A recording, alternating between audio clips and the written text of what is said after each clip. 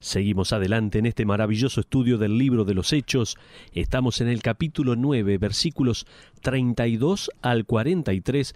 Vamos a ver en el día de hoy, y he denominado este mensaje como el Dios de las causas perdidas. Hoy volveremos al libro de los Hechos, de las acciones, y nos encontraremos a nosotros mismos en el capítulo 9. Sin embargo, quiero que primero vayas al libro de Mateo capítulo 10. Evangelio según Mateo capítulo 10, antes de comenzar con el texto, observa en Hechos que vemos nuevamente el nombre de Pedro. Su nombre ha estado ausente por 3 capítulos. Si se podría haber considerado a alguien como una causa perdida, ese podría haber sido Pedro. Es interesante que Dios, en su gracia, utilizará a Pedro otra vez en el ministerio para lidiar con 2 causas perdidas, a pesar de su necesidad y sus fallas pasadas. Me gustaría compartir contigo una historia que alguien me envió. Es una historia sobre un hombre bastante necio de Los Ángeles llamado Larry Watts. No puedo dejar de pensar que su familia todavía debe estar impactada y un poco avergonzada. El sueño de la niñez de Larry era volar. Por lo tanto, cuando se graduó de la secundaria, se unió a la Fuerza Aérea deseando poder convertirse en un piloto. Desafortunadamente, una pobre visión lo descalificó. Cuando finalmente fue despedido, tuvo que satisfacerse a sí mismo mirando a los jets volar sobre su patio trasero. Un día, Larry tuvo una brillante idea. Él decidió volar. Fue a la tienda de la Armada Naval y compró 45 globos aerostáticos y varios tanques de helio. Los globos aerostáticos, cuando estaban completamente inflados, cada uno alcanzaba una medida de más de 1,20 m de ancho. En casa, Larry ató cuidadosamente los globos aerostáticos a su robusta silla de estopilla. Ancló la silla al paragolpe de su jeep e infló los globos con el helio. Se subió para una prueba cuando aún estaba a unos pocos metros sobre la tierra. Satisfecho de que funcionaría, Larry empacó varios sándwiches y un pack de 6 bebidas, cargó su arma de carabina pensando que le podía hacer falta o que la necesitaría para dispararle algunos globos cuando fuera el momento de descender, y se subió a su silla de estopilla. Se ató junto con su pistola y sus provisiones. El plan de Larry era flotar perezosamente a una altura de unos 20 metros por encima de su patio trasero, luego de cortar el ancla, y en unas pocas horas volvería a bajar. Las cosas no funcionarían de esa manera. Cuando cortó la cuerda que anclaba la silla al jeep, no flotó perezosamente a unos 20 metros de altura, sino que en cambio subió velozmente hacia los cielos de Los Ángeles, como si hubiese salido disparado de un cañón. No se elevó unos 20 metros, sino que se elevó más de 3.300 metros. A esta altura no podía arriesgarse a disparar a ningún globo, menos a desequilibrar la silla, y él permaneció allí a la deriva por más de 14 horas. Luego, Larry se metió en serios problemas. Se encontró a sí mismo a la deriva en el recorrido del acceso principal del Aeropuerto Internacional de Los Ángeles. Un piloto de United Airlines divisó a Larry. Se comunicó por radio a la torre y describió haber pasado a un hombre en una silla de estopilla con un revólver. El radar confirmó la presencia de un objeto volando a unos 3.300 metros arriba del aeropuerto. Los procedimientos de emergencia del aeropuerto giraron en alerta máxima y un helicóptero fue despachado para investigar. La noche estaba cayendo y la brisa de la costa estaba empezando a soplar. Comenzó a llevar a Larry sobre el océano con el helicóptero en una agitada persecución. A varios kilómetros de distancia, el helicóptero divisó a Larry. Una vez que la tripulación determinó que Larry no era peligroso, intentaron acercarse para rescatarlo. Sin embargo, el viento de las hojas de las hélices alejarían a Larry cada vez que ellos se acercaran. Finalmente, el helicóptero ascendió a una posición de varios metros por encima de Larry y bajaron una cuerda de rescate. Larry se agarró de la soga y fue transportado de regreso a la costa. Tan pronto como Larry fue llevado a tierra, fue arrestado por violar el espacio aéreo. Mientras era guiado con las esposas puestas, un reportero que estaba haciendo la cobertura del rescate le preguntó por qué lo había hecho. Larry se detuvo, giró y dijo: «Bueno, ¿un hombre no puede sentarse por ahí?» ¿Y sabe qué? Hay ciertas cosas que nunca se olvidan, y Larry nunca olvidará todo esto. De una manera parecida, Pedro es un hombre del cual no esperarías nunca que se olvide de su necedad y de su fracaso.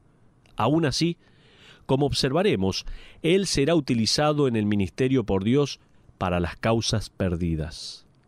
Vamos a presentar ahora el contexto histórico. Ahora, antes de que podamos apreciar Hechos capítulo 9 y que podamos comprenderlo correctamente, y mucho más importante que podamos aplicarlo, y hay muchas malas aplicaciones hoy en día como hemos estudiado previamente, necesitamos lidiar específicamente con la naturaleza de la sanidad en la actualidad. Quiero darte 5 principios u observaciones que continuarán confirmando la naturaleza de transición del libro de los Hechos.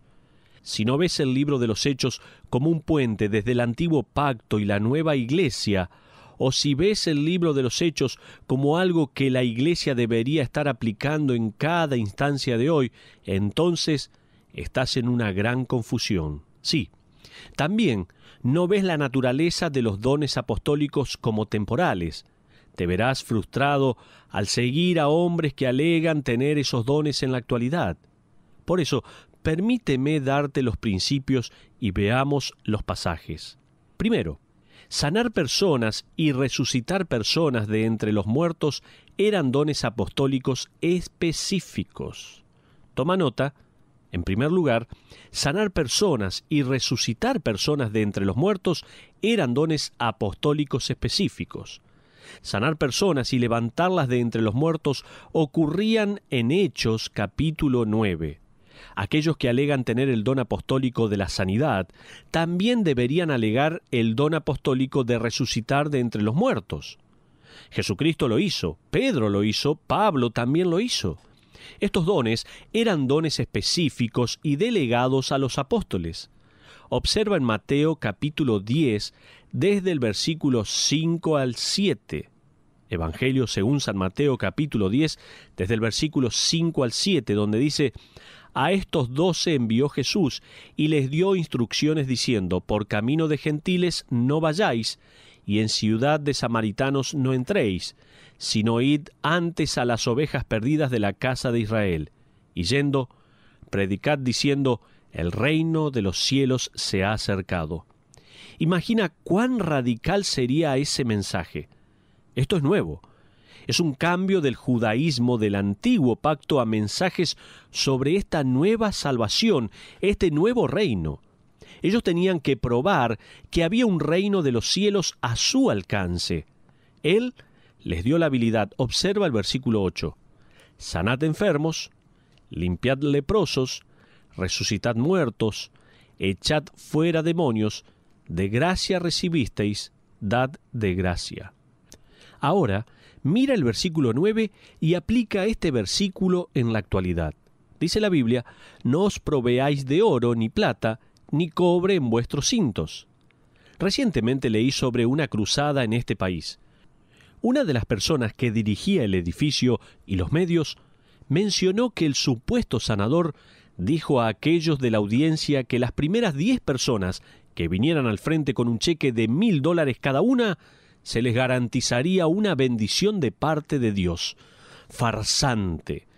Obviamente, en estos versículos, el Señor no les había mandado que hiciesen cosas milagrosas sin darles el poder para poder hacerlas.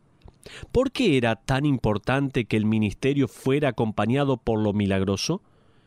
Permíteme que te conteste eso con el segundo principio y pasaje.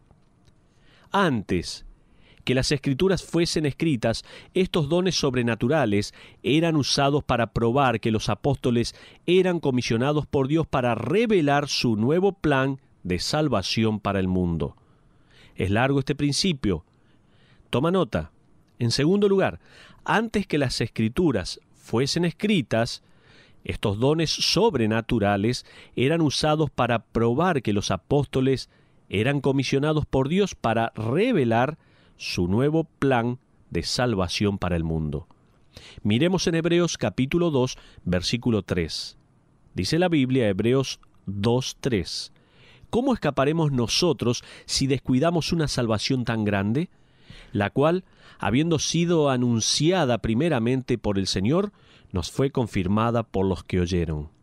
Observa que fue confirmada, es un tiempo pasado. ¿Y quiénes son los que lo oyeron? Los apóstoles, aquellos que escucharon personalmente las enseñanzas del Señor. Continuemos con el versículo 4. Testificando Dios juntamente con ellos, con señales y prodigios y diversos milagros y repartimientos del Espíritu Santo, según su voluntad. Acabamos de leer una lista de ellos: sanidad de enfermos, exorcismo de demonios, resucitación de muertos, sanidad de leprosos. Todas estas serían instancias en donde ninguno podía intervenir, excepto Dios. Por lo tanto, esta confirmación en el tiempo pasado de este Evangelio fue a través de algunos milagros, señales y prodigios en tiempo pasado que fueron realizados por aquellos que oyeron, es decir, los apóstoles. Bien, recuerda, estamos presentando el contexto histórico de Hechos capítulo 9 para que podamos entender y aplicarlo a nuestra actualidad. Dijimos principalmente que sanar personas y resucitar personas de entre los muertos eran dones apostólicos específicos. En segundo lugar, mencionamos que antes que las Escrituras fuesen escritas, estos dones sobrenaturales eran usados para probar que los apóstoles eran comisionados por Dios para revelar su nuevo plan de salvación para el mundo. En tercer lugar, después que la Iglesia tuvo las Escrituras, la prueba para la autenticidad fue una adherencia a la doctrina bíblica. En tercer lugar, luego que la Iglesia tuvo las Escrituras, la prueba para la autenticidad fue una adherencia a la doctrina bíblica. Luego que la Iglesia tuvo las Escrituras en su totalidad, la prueba del crisol no fueron más los eventos milagrosos. Veamos en Gálatas capítulo 1 desde el versículo 6 al 9. Este es un interesante pasaje, ya que Pablo relaciona explícitamente estos dones específicos con el trabajo de los apóstoles. En la actualidad no tenemos ningún apóstol. Como hemos estudiado en las Escrituras, un verdadero apóstol tenía que ver a Cristo resucitado y debía haber sido enseñado personalmente por él. Por supuesto que Pablo tenía problemas con esto, porque las personas le decían: «Espera un segundo, tú vienes después de los hechos. Viniste a la fe después que Jesús ya había ascendido a los cielos». Entonces Pablo les recordaría: «No, yo lo vi en el camino a Damasco, y también fui enseñado personalmente por él en la Universidad de Arabia». Estudiaremos sus tiempos en Arabia en nuestro último estudio de los Hechos. Ahora, observemos en Gálatas capítulo 1, versículos 6 al 9. Pablo está otra vez defendiéndose a sí mismo. La palabra de Dios dice así: «Estoy maravillado de que tan pronto os hayáis alejado del que os llamó por la gracia de Cristo para seguir un evangelio diferente. No que haya otro, sino que hay algunos que os perturban y quieren pervertir el evangelio de Cristo. Mas si aún nosotros o un ángel del cielo os anunciare otro evangelio diferente del que os hemos anunciado, sea anatema. Como antes hemos dicho, también ahora lo repito: si alguno os predica diferente evangelio del que habéis recibido, sea anatema». Creo que esto es interesante porque en la cultura en la que vivimos, todo lo que una persona tiene que hacer es una relación de cualquier modo entre algún mensaje que haya escuchado o alguna creencia y con el hecho de que lo hayan recibido de una fuente paranormal, de alguna fuente mística. Sea una visión o un viaje de ida y vuelta al cielo o un mensaje canalizado o lo que fuera, si se puede realizar de alguna manera una conexión, el mensaje que es enseñado y el hecho que vino de una fuente paranormal, entonces será creído de alguna manera sería considerado auténtico. Tiene que serlo, proviene de algún lado del más allá. A ese punto hemos llegado. Bueno, Pablo usa la misma ilustración y dice, escuchen, si viniese un ángel desde el cielo y ustedes lo vieran y lo oyeran y él predicase sobre un cuerpo de verdad diferente al que los apóstoles les entregó a ustedes, dejen que sea maldecido. Esto es lo que dice él. Aquellas son palabras fuertes. La prueba del crisol no son los milagros, sino que es el cuerpo de verdad que tienes en tus manos, la palabra de Dios ya terminada, ya completa. Esa es la prueba. Chuck Swindoll escribe en sus notas sobre el libro de los Hechos. Él dice así, hoy Dios no obra milagros a través de nosotros como lo hizo a través de Moisés, de los profetas, de Jesucristo o de los apóstoles. En cambio, tenemos algo que previamente no estaba disponible para ayudarnos a discernir si la presencia de Dios validaba o no un ministerio. Tenemos las completas palabras de Dios. John Walvoord, el canciller anterior del Seminario Teológico de Dallas, agrega, con la terminación del Nuevo Testamento, la necesidad de un despliegue inusual de obras milagrosas cesó. El predicador de la actualidad no necesita las evidencias externas de la habilidad de sanar para justificar la validez de su evangelio. La palabra escrita habla por sí misma y es asistida por el poder de persuasión del Espíritu Santo. ¡Qué gran verdad!, dijo John Walvoord. El cuarto punto que tenemos que entender es que mientras que la habilidad de sanar a los enfermos y resucitar de los muertos era un don sobrenatural de Dios, no era la voluntad de Dios que los apóstoles sanasen o que resucitasen a cualquiera de la muerte. El cuarto punto, por favor, toma nota, es muy pero muy importante. Es que mientras que la habilidad de sanar a los enfermos y resucitar de los muertos era un don sobrenatural de Dios, no era la voluntad de Dios de que los apóstoles sanasen o que resucitasen a cualquiera de la muerte. Este es un pensamiento interesante para considerar, porque aún en el inicio de esta era milagrosa en Hechos capítulo 7, Esteban, el líder amado y valiente de la iglesia de Jerusalén, fue apedreado hasta la muerte. Si había alguien a quien la iglesia necesitaba de regreso, ese era Esteban. Si existía una persona de fe, era Esteban. Sin embargo, no lo resucitaron de entre los muertos. De hecho, de las 4 ilustraciones del libro de los Hechos que hacen mención a las sanidades de creyentes, a uno solo se le restauró la salud. Epafrodito fue sanado, aunque no sabemos cómo, según Filipenses capítulo 2, versículos 25 al 27. Timoteo se hace mención acerca del uso medicinal del vino dicho por Pablo. 1 Timoteo capítulo 5, 23. Trófimo no fue sanado, sino que fue dejado con la enfermedad cuando Pablo emprendió su viaje, según 2 Timoteo capítulo 4, 20. Pablo no fue sanado, aún así él oraba fervientemente para que Dios lo sanase, según 2 Corintios 12, del 7 al 10. En quinto lugar, el ministerio milagroso de sanidad de Cristo y de los apóstoles nunca fue un fin en sí mismo, sino una señal que validaba la aprobación de Dios. Quinto lugar, estamos recorriendo diferentes principios en cuanto a este contexto histórico de Hechos capítulo 9 para poder entenderlo y aplicarlo a la actualidad. Dijimos en quinto lugar, el ministerio milagroso de sanidad de Cristo y de sus apóstoles nunca fue un fin en sí mismo, sino una señal que validaba la aprobación de Dios. Debes recordarte a ti mismo que el hecho de que las sanidades milagrosas nunca fueron permanentes. La enfermedad y la muerte finalmente regresaron y cada persona que había sido sanada, a la larga, murió. Entonces, ¿para qué preocuparse por sanar? Era simplemente prolongar lo inevitable.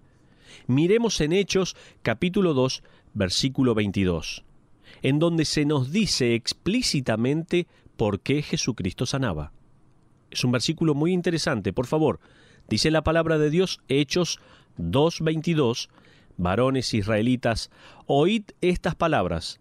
Jesús Nazareno, varón aprobado por Dios entre vosotros, con las maravillas, prodigios y señales que Dios hizo entre vosotros por medio de él, como vosotros mismos sabéis. No solo Dios probó que Jesús era el Mesías por sus milagros, sino que miraremos otro pasaje y aprenderemos que los apóstoles también se probaban de la misma manera.